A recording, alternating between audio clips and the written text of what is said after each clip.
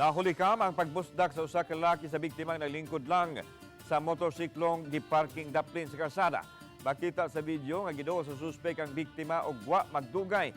Gipatiran ini ang gisakyang motor sa biktima na may hinungdan sa pagkatumba. Gitiwasan pa niya sa pag-alsa ang biktima og gibosdak hangtod na pantok ang ulo sa kalsada.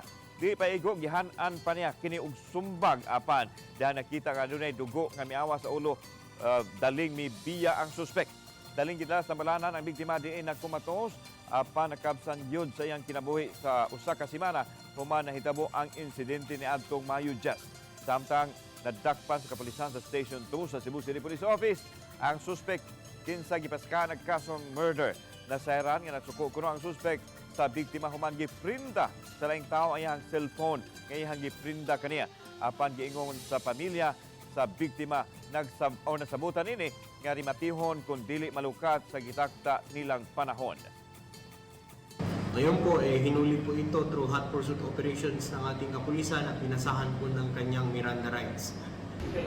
Nakuha lang ako tungod sa cellphone na iyang rindag lain. Akong gilukat, wala niya nagkasinabot.